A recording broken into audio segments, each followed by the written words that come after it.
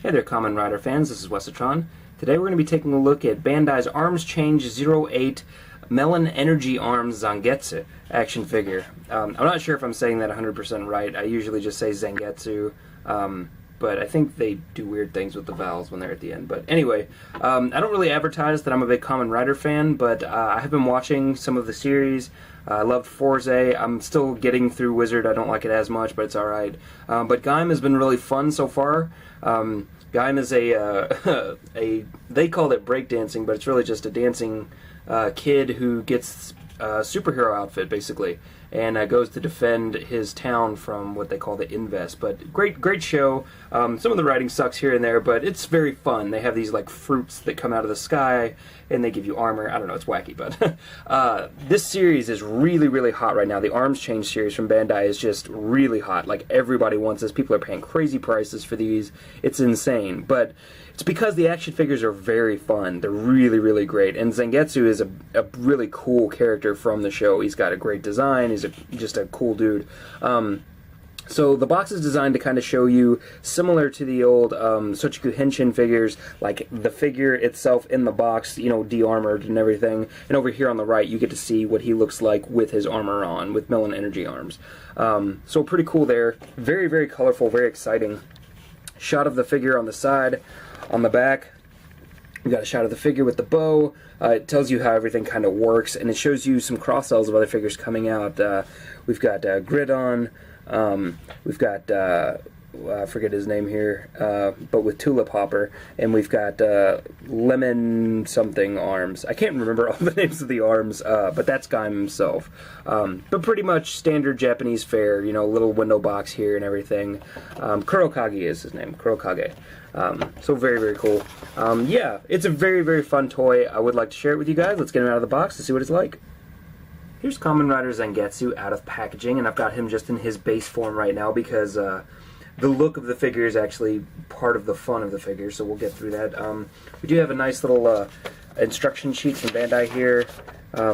Very complicated. It tries to probably make it more complicated than it really is, or it shows you very accurate steps. I guess, I mean, essentially this is a kid's toy line, so yeah, it's very detailed, but it's cool. I'm glad that they included it. It's always good. Some of these transformations have gotten a little wonky. Not like super difficult, but just not something you would jump at immediately. So the figure is very cool. You can see he's got this great helmet design. You may notice that he has a clear visor. Like it's clear all the way through. So if you were to stick something in there, let's just grab one of these. Like got a little twist tie. See, that actually goes back behind his mask. That's part of the fun transformation sequence for all these figures. But very cool. He's got some nice padding on there. He's got new black spots that the original Zangetsu didn't have. Of course, a new driver here, which is the belt that they use to henshin or transform. Very cool figure. He looks really nice. I really dig this. As far as articulation, we've got a ball-jointed head, which has an excellent range of motion. Very cool. Swivel hinge shoulders. Go out to about there because of the flourishes on the shoulders. All the way around, of course. We have swivels in the biceps and the hinge, 90 degrees at the elbow. We have swivel wrists, and then we have hinges at the fingers, which are hinged in two parts. Focus. They're hinged in two parts so that you can close them around like a weapon or whatever, but you can also close them in different sections. So kind of interesting, I guess, if you wanted to do other poses. I don't know. I don't really use that very much, but swivel in the waist, swivel hinge hips, go forward about that far, back about that far, not as blocked by the butt pack as a lot of American figures are, and out to the side, about that far. Pretty good splits on this figure.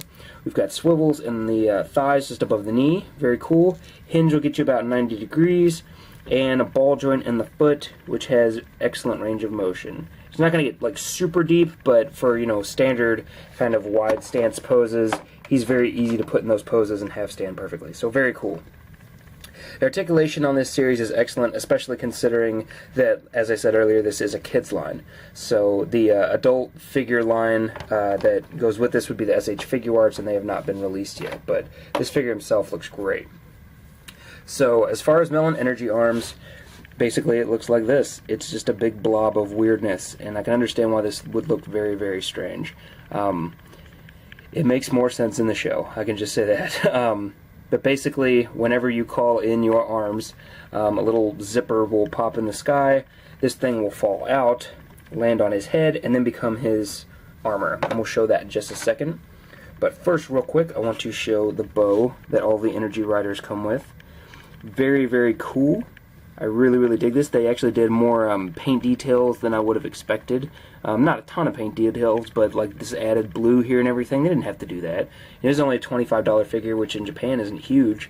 So, you know, pretty cool. What I really like that they did, though, is actually made this a functional bow. You can see that there's a hinge here, here, here, here, here. Basically, it's all designed so that when you grab the string equivalent and you pull it back, it can actually flex. See how the bow itself actually flexes as you pull back? Watch slowly. Very cool. I really, really dig that. So you can actually, you know, at least try to get a little bit of an archery pose going too, but these are very cool. Now, as I said, these things will pop out of the sky, land on their heads, and then transform into their arms. So the way you do that is basically inside here you see there's a little slit here. That slit will become the backside of his helmet. See, right now it's kind of just a little barren back here. So basically you just have to make sure that that slit fits in between, you see that? That hole in his helmet. So you slide it down on, if I can get it to work. There we go. Just have to make sure it's lined up. And then actually goes in. Come on. It's not wanting to line up. Oh. Okay, I'm noticing a bit of a design flaw that I hadn't before. The sides where his helmet sticks out here on the front are actually preventing it from fitting in there. So I guess you have to put it towards the front where there's a little bit more of an opening. Like so. And then work it in.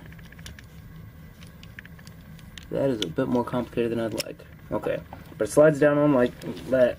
And then there's 4 points which have to click into place. So you just kind of push down on the arms. You have to hold them together as best you can. They click pretty hard into place, which is good because they actually hold place. And see, this is what they look like in the show before they henshin. Or I guess during henshin, but it's very odd, but it's very funny. And basically from here, you just pull back on this back piece.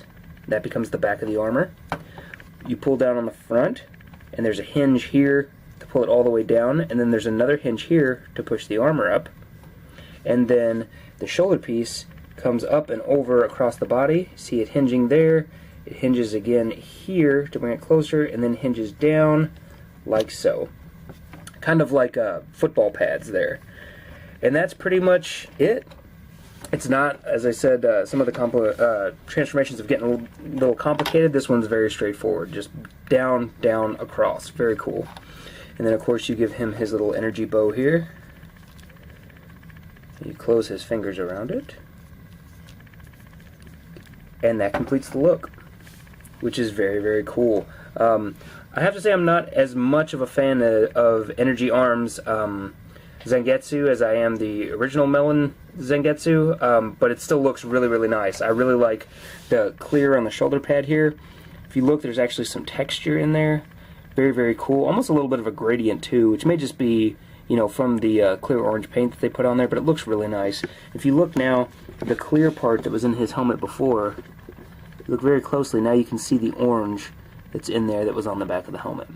Which is awesome. I like that they do that. Depending on what helmet ends up on this figure, it'll change the interior of the visor, the interior color.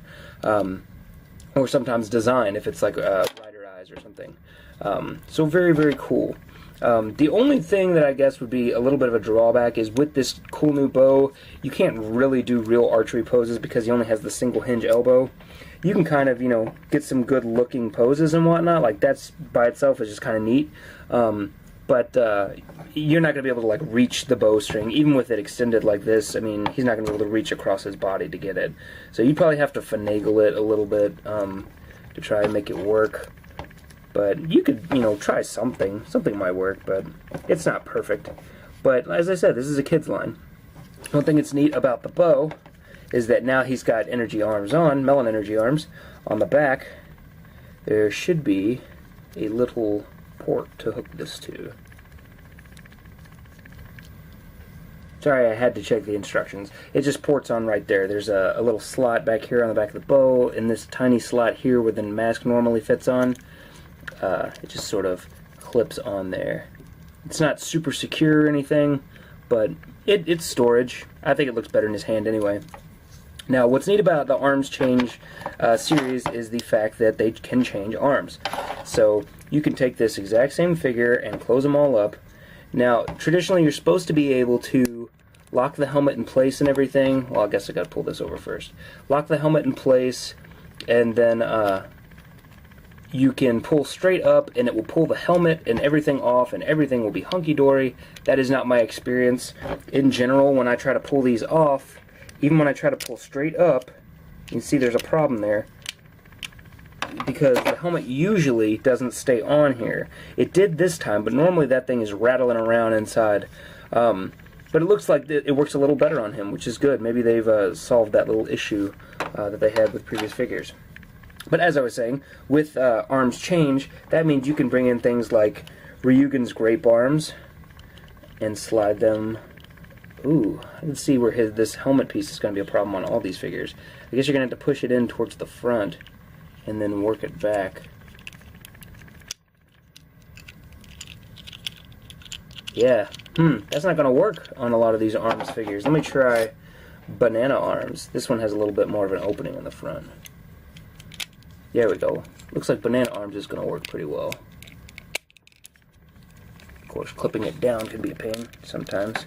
You have to put a lot of force in these for it to be for kids. There we go. Nope. There we go. Man, it's tight. Okay. But see, now you've got a different armor set on him, and then you just start unhooking all these parts. Just like so. Flip it back, and you'll see that not only does he have different armor on, but his helmet appears different now too. He's got this banana shape here, and then, you know, he gets banana lance or banana spear, knight of spear, so I guess it's a spear, but it looks like a lance. So you can see these are very, very fun toys. They're really easy to swap all of the parts around and everything. You could take Ryujin here and put on Melon energy arms, even though he doesn't have a Melon or energy driver. You could still put these on here just for fun. Doesn't have to be show accurate all the time. So now you got this on him. Pull that down, front, and see, now you've got Melon energy arms Ryugen, which is cool. Like, I love that all of these can swap out armors so easily. It's very fun. It's a great line. This is just a fantastic line. I really like it. I've been having a lot of fun with it. So yeah, this, as I said, is about $20 to $25, depending on where you get it. Or it should be. You have to get on pre-orders on these right now. I think they're supposed to be making more stock, but right now these are pretty scarce. But you can always try and get on for a back order at HLJ, and when they get some in stock, they'll send them to you. But Ami, I just don't know when they post them. I don't see them, or when they do post them, they don't post pictures, so I don't realize it's them. So they're kind of hard to get a hold of, but if you just pay attention, they are really great, and they're really worth it. I think the most I've paid for one is about $35. And that's a bit much for these figures, but it was for Gaim, so I kind of needed him. But yeah, very, very fun line, very, very fun, cool figure. Zangetsu Melon energy arms, currently wearing banana arms. The only issue that I ran into, as you saw, was how his helmet is going to cause problems putting on armors. And if that is the case where it's just having trouble getting into the hole, I mean, there's ways to work around that. You can kind of take the back of the armor off. Ooh, I noticed that that's not going to close all the way now. Man, he's going to have a lot of problems, because these are very tall as well. I was just looking at the front of his horns. I just noticed when I try to close banana arms. So yeah, the helmet's going to definitely cause you issues changing armors, so just be aware of that, but it still is a very fun figure. If you're just going to get one, you may want to go with the standard Melon for this guy, just because he is definitely compatible with everything else that they've had so far. And there's his head. So yeah, cool figure, about $25 if you can find it. If you can't, just wait a little while. Eventually they'll show up on Mandarake or something. But yeah, thanks for tuning in, guys. I appreciate it. If you have any questions or comments, anything you'd like to know about this figure, hopefully I touched on all the important parts. You know, just let me know down in the comments below. Are you interested in the Arms Rider series or in the Arms Change series? Do you have any of these figures? Do you like them? I'd really like to know what you guys think about these, because I think they're very fun and very cool, but, you know, I like the show too, so I'm curious, do you think they're cool, you know, not having seen the show, or if you have seen the show, tell me what you think. I like the show too. So that's it, guys. Thanks for tuning in. We'll talk to you later. Peace out. Holla.